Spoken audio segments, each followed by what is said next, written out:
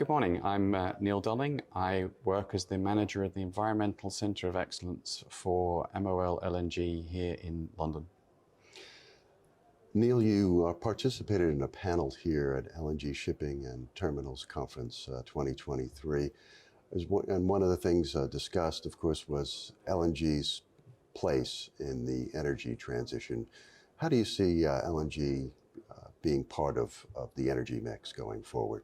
I think LNG is going to be a critical part of the LNG mix. I think in the early years of transition, it's a very quick and easy way for the industry to reduce its emissions by 30%.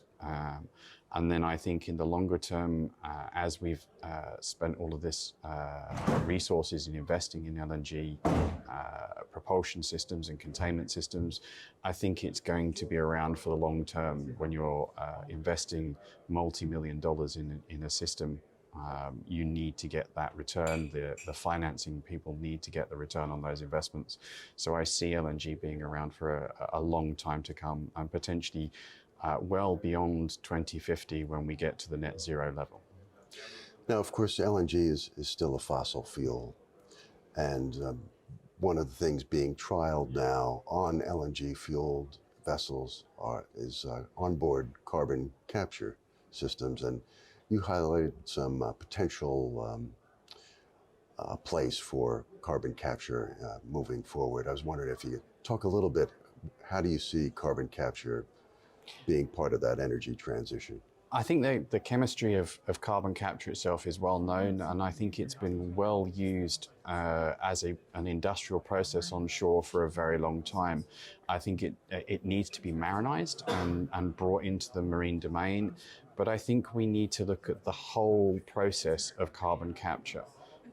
What we do, how we manage it on board, and then what we do with the captured product, whether that's a liquid product or whether that's a solid product, how we can then utilize that to be useful in the rest of the world's economies. We're seeing a lot of new technologies being investigated at the moment in the maritime domain, and it's critical that we have a pathway for that to be done.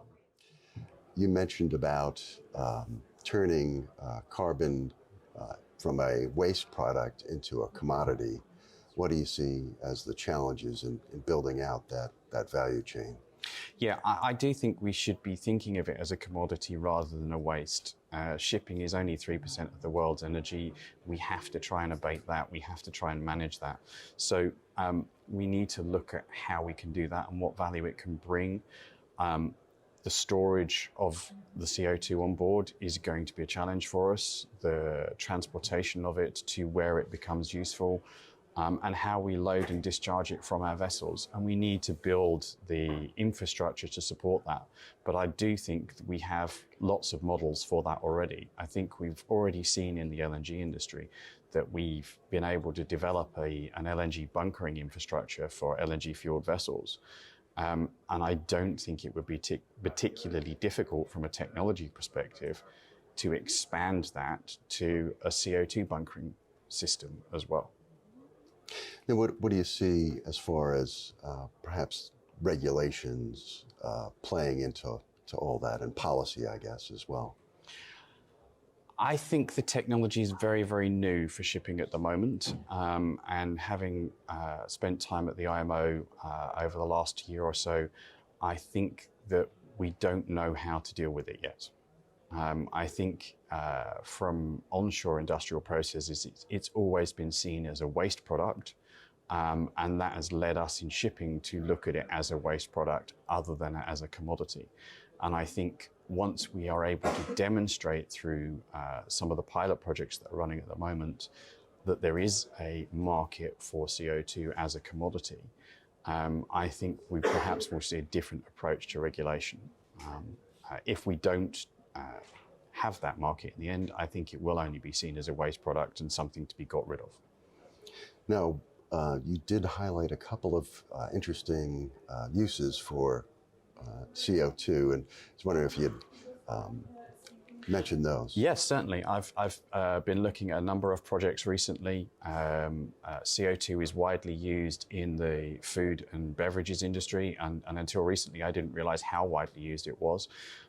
In the Netherlands, for example, they actually pump CO2 into the greenhouses where they're growing fruit and vegetables to improve the crops and allow the crops to develop better and to keep the temperatures in those greenhouses warmer throughout the year.